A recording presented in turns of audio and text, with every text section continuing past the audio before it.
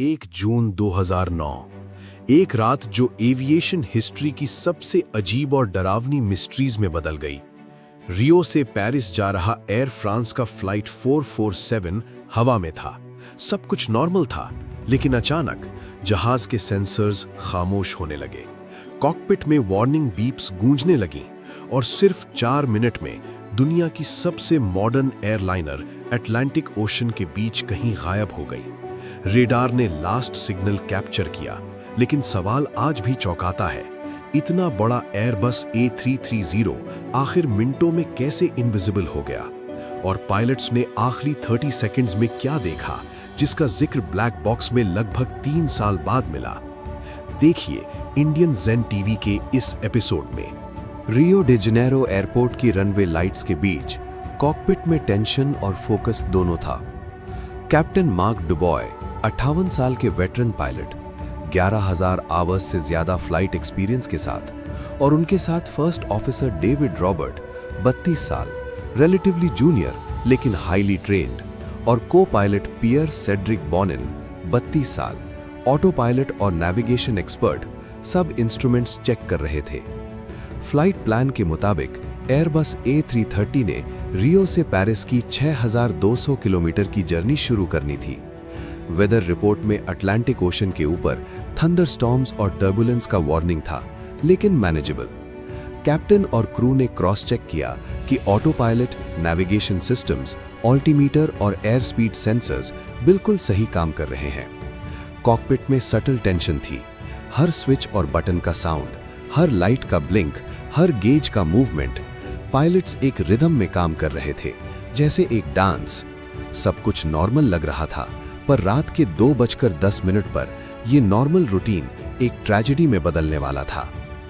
2:10 AM UTC पर aircraft एक घने क्लाउड पॉकेट में घुस गया, और वहीं से सबसे क्रिटिकल मोमेंट शुरू हुआ। क्लाउड के अंदर बहुत ज्यादा आइस क्रिस्टल्स थे, और उन्हीं बर्फ के जर्रों ने प्लेन के पिटो ट्यूब्स को ब्लॉक कर दिया। पिटो ट्यूब्स वो सेंसर्स होते हैं जो प्लेन की सही स्पीड बताते हैं। जब ये ब्लॉक हो गए तो प्लेन को अपनी एयर स्पीड का सही डेटा मिलना बंद हो गया। एयर स्पीड अनरिलायबल हो गई, फ्लाइट कंप्यूटर्स कंफ्यूज हो गए, और इसी वजह से ऑटो पायलट ने तुरंत अपने आप को डिस्कनेक्ट कर दिया। ऑटो पायलट डिस्कनेक्ट होने का सिंपल मतलब ये होता है, अब एयरक्राफ्ट पूरा का पूरा मैनुअल कंट्रोल में आ जाता है। यानी अब प्लेन को संभालने की जिम्मेदारी सिर्फ और सिर्फ पायलट्स के हाथ में होती है। ऑटो पायलट डिस्कनेक्ट के बाद एयरबस A330 ऑल्टरनेट लॉ में चला गया। इसमें एयरक्राफ्ट का स्टॉल प्रोटेक्शन ऑफ हो जाता है, यानी अगर पायलट गलत पिच इनपुट दे, प्लेन स्टॉल में जा सकता है। बॉनिन ने इंस्टिंक्टिवली नोज अप पुल दिया। शायद लग रहा था एयरक्राफ्ट ओवर स्पीड में जा रहा है, लेकिन रियलिटी ये थी कि एयर स्पीड लो थी और नोज अप से और लो हो गई।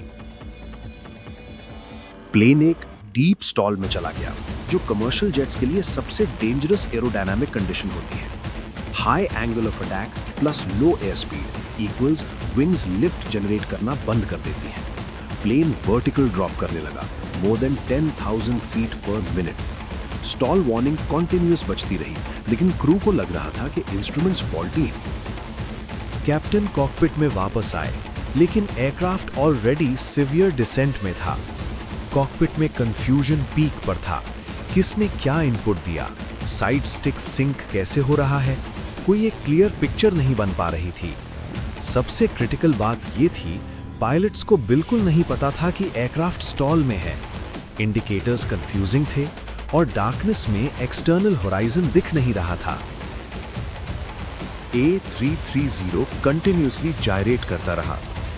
प्लेन हॉरिजॉन्टल नहीं, बल्कि एक हाई नोज अप एटीट्यूड में ओशन की तरफ फॉल कर रहा था। पायलट्स लास्ट मोमेंट तक नोज अप पुल देते रहे, जबकि स्टॉल रिकवर करने का एक ही तरीका था, नोज को नीचे पुश करना। 1:14 AM एयरक्राफ्ट अटलांटिक ओशन से कोलाइड हो गया। इंपैक्ट ऑलमोस्ट लेवल विंग्स के साथ हुआ। सब लोग इंस्टेंटली पेरिश हो गए। फ्लाइट 447 का क्रैश एक मिस्ट्री बन गया। ब्लैक बॉक्सेस को अटलांटिक के गहरे पानी से रिकवर करने में 2 साल से ज्यादा समय लग गए। फ्लाइट डेटा रिकॉर्डर ने कंफर्म किया कि पीटो ट्यूब में बर्फ जमने की वजह से एयर स्पीड सेंसर्स ने गलत रीडिंग्स दी। जिसकी वजह से ऑटो पायलट डिस्कनेक्ट हो गया और पायलट्स ने प्लेन का नोज ऊपर कर दिया। एयरबस का ऑल्टरनेट लॉ मोड एक्टिवेट हुआ, जिसमें स्टॉल प्रोटेक्शन डिसेबल हो जाती है। इसके बाद प्लेन ने 3 मिनट 30 सेकंड तक डीप स्टॉल में उड़ान जारी रखी, लेकिन इन्वेस्टिगेशन में यह भी साबित हुआ कि एरोप्लेन में कोई मैकेनिकल फेलियर नहीं हुआ था, ना कोई स्ट्रक्चरल डैमेज था।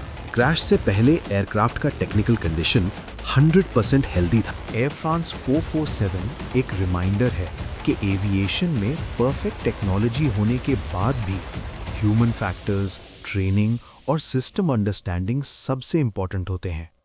ये इंसिडेंट सिर्फ एक क्रैश नहीं, ये पूरी इंडस्ट्री के लिए एक टर्निंग पॉइंट था। ऐसे ही हाई इम्पैक्ट्स डॉक्यूमेंट्री देखने के लिए ज़ेन टीवी को लाइक करें, सब्सक्राइब करें। Thanks for watching.